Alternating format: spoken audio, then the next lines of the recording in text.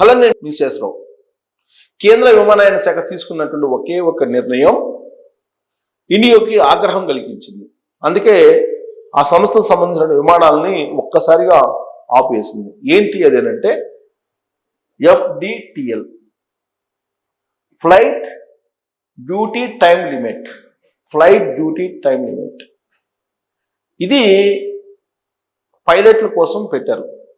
Flight duty time limit అనేది ఇది ఇండిగోకి నచ్చల. ఆ కారణం చేత నిరసన వ్యక్తం చెయ్యాలి యాక్చువల్గా, కానీ నిరసన వ్యక్తం చేయకుండా ఒకేసారి వాళ్ళు బంద్ లాగా పెన్ డౌన్ లాగా ఫ్లైట్ డౌన్ కార్యక్రమం చేశారు. యాక్చువల్గా ఇది చేసేదానికి అవకాశం లేదు. ఎందుకనంటే దాదాపు 7-8 నెలల క్రితం ఈ మార్గదర్శకాలను తీసుకొచ్చారు. దాదాపు 22 మార్గదర్శకాలని తీసుకొచ్చారు.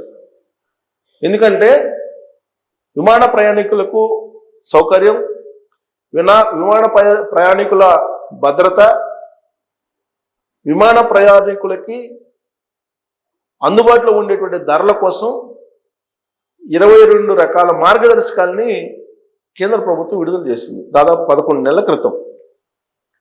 దీని మీద కేంద్ర విమానయాన శాఖ మంత్రి రామ్మోహన్ నాయుడు గారు అన్ని ఎయిర్లైన్స్కి సంబంధించినటువంటి యాజమాన్యాలతోటి 2-3 టైమ్స్ మీటింగ్ అయ్యారు, రివ్యూ చేశారు. అందరూ ఓకే అన్నారు. వాటిల్లో దాదాపుగా 22లో 15 నామ్స్ ఆల్రెడీ ఇంప్లిమెంటేషన్లో ఉన్నాయి.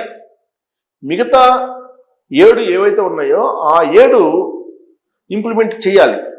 ఆ 7 మార్గదర్శకాలని నవంబర్ 29వ తారీఖు నుంచి ఇంప్లిమెంట్ చేయడానికి కేంద్ర ప్రభుత్వం సిద్ధమైంది.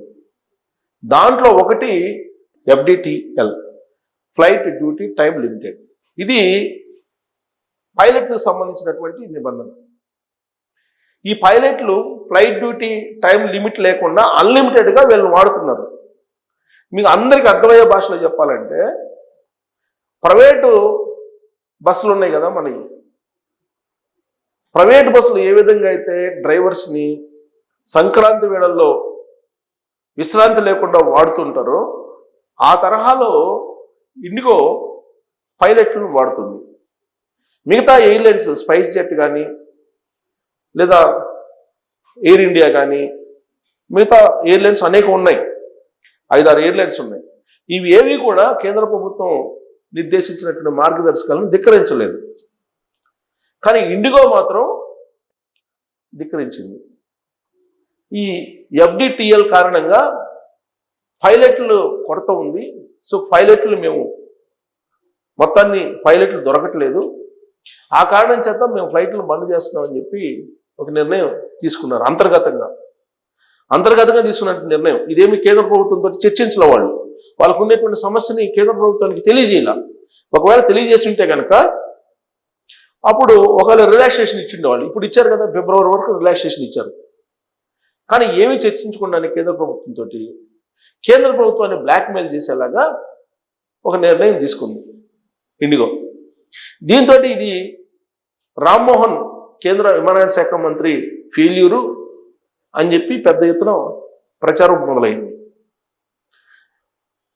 ఆయన ఫెయిల్యూర్ కారణంగానే ఇదంతా జరిగింది. ఆయన ఎయిర్లైన్ సంస్థలతో పిలిచి మాట్లాడలేదు. ఆయన ఆదేశాలు జారీ చేస్తే వాటిని పాటించకపోతే ఆయన చర్యలు తీసుకోలేదు. ఆ కారణం చేత ఇతను ఫెయిల్ అయిపోయింది. దాంతో ప్రధానమంత్రి నరేంద్ర మోడీ గారు, కేంద్ర హోంశాఖ మంత్రి అమిత్ షా గారు ఫోన్ చేసి ఆయనకు వార్నింగ్ ఇచ్చారు. ఆయన్ని శాక్అవుట్ చేయాలనుకుంటున్నారు. ఇలాంటివన్నీ కూడా కథనాలు రకరకాలుగా వచ్చాయి. కానీ అఫీషియల్గా రామ్మోహన్ రెడ్డి గారు చేసినటువంటి పని ఏదైతే ఉందో దాన్ని ప్రశంసిస్తూ ప్రధానమంత్రి నరేంద్ర మోడీ గారు, హోంశాఖ మంత్రి అమిత్ షా గారు బాహాటంగా స్టేట్మెంట్ ఇచ్చారు. సరైనటువంటి సమయంలో సరైన నిర్ణయం తీసుకున్నాం, అద్భుతం. తెలిసి తెలియనటువంటి వాళ్ళు చేసేటువంటి కామెంట్స్ని, ఆరోపణలు, విమర్శల్ని పట్టించుకోవాల్సిన అవసరం లేదు, గో హెడ్ అని చెప్పారు. దాంతో రామ్మోహన్ నాయుడు గారిని ఇప్పటివరకు విమర్శించేటువంటి నోళ్లన్నీ ఒక్కసారిగా బంద్ అయిపోయాయి. యాక్చువల్గా విపక్షాలు ఇవన్నీ ఏమనుకున్నాయంటే రామ్మోహన్ నాయుడు ఫెయిల్యూర్ అయిపోయాడు, రామ్మోహన్ నాయుడు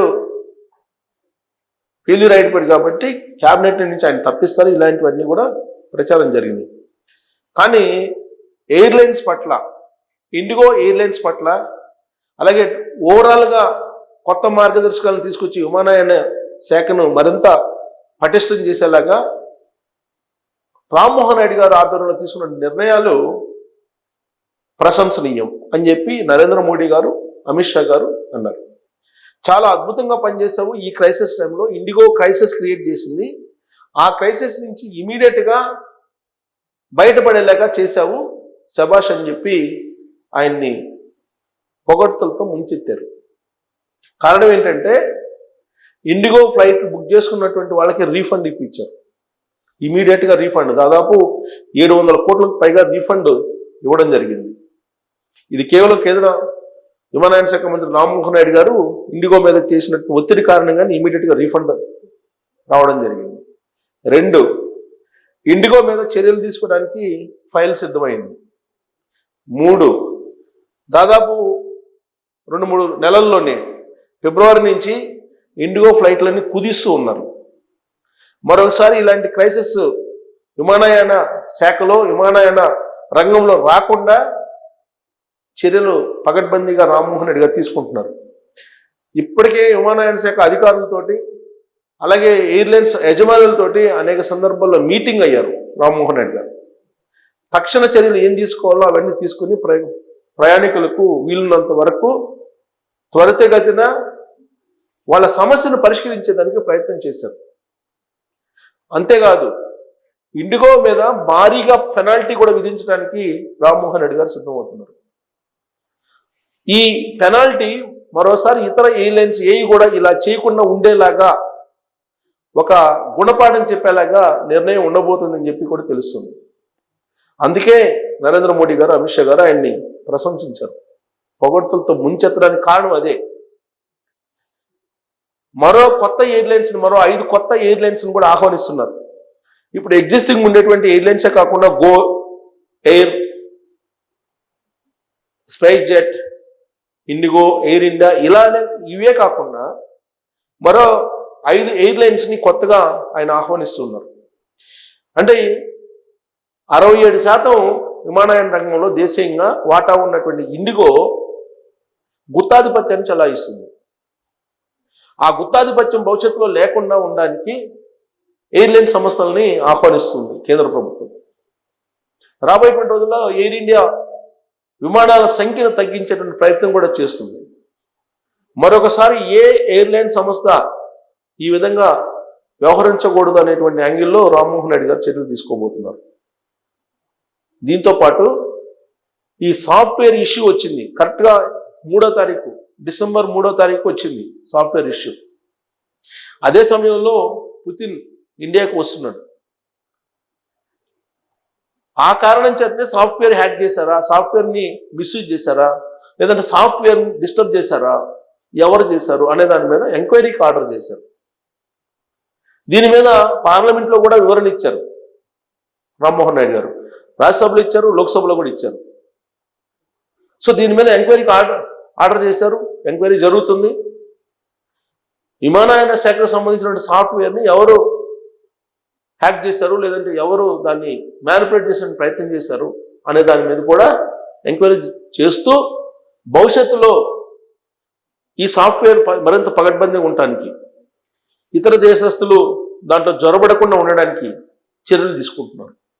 ఇవన్నీ గమనించినటువంటి ప్రధానమంత్రి, కేంద్ర హోంశాఖ మంత్రి రామ్మోహన్ రెడ్డి గారిని శబాష్ అంటూ ప్రశంసించడంతో పాటు తెలిసి తెలియని వాళ్ళు చేసేటువంటి విమర్శలు, ఆరోపణలు పట్టించుకోవద్దు అని చెప్పి ఆయన్ని భుజం తట్టి ఎంకరేజ్ చేశారు.